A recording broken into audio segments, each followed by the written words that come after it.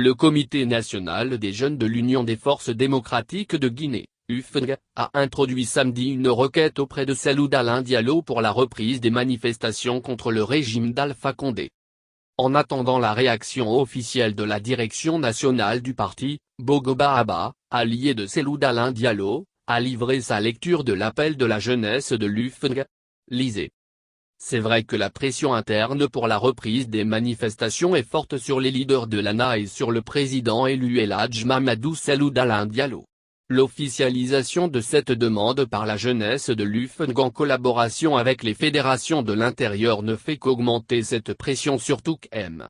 Alpha Condé qui, grâce à la pandémie et à la sagesse de l'ANA et de son président, a eu 8 mois de période de marge de manœuvre pour sortir par la moyenne porte, n'a pas pu saisir cette opportunité d'accalmie imposée à nos militants qui voulaient braver l'interdiction des manifestations par les autorités illégitimes de Conakry.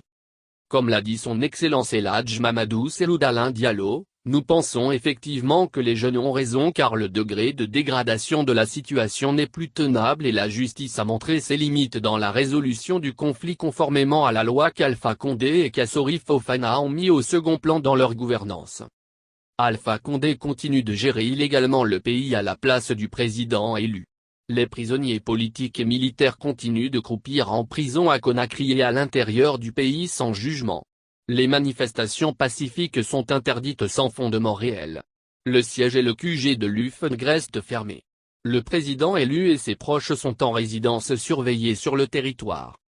Plus grave encore, Alpha Condé et ses amis chinois, russes et libanais multiplient les exportations de bauxite brut avec à la clé 7 milliards de revenus dilapidés par an. 170 000 emplois détruits, des exonérations fiscales incontrôlées, des salaires minables distribués dans les nouvelles entreprises, des conditions de travail sans sécurité ni protection sociale et une destruction irréversible de notre environnement et de nos terres agricoles.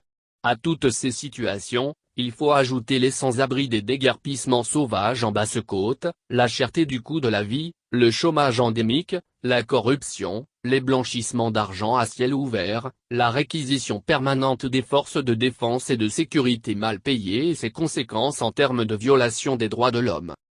Est-ce que le temps est donc propice pour la reprise de ces manifestations exigées par nos structures à la base?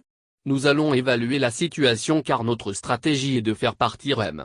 Alpha Condé avec le moins de victimes et d'injustices possible car la route Le Prince et Déré Coré ont trop payé pour la démocratie et les droits de l'homme en Guinée alors que nous sommes 12 millions et aux environs de 3 millions d'habitants uniquement dans le Grand Conakry contre une centaine de personnes seulement qui maintiennent par la force le système Alpha Condé après le 21 décembre 2020.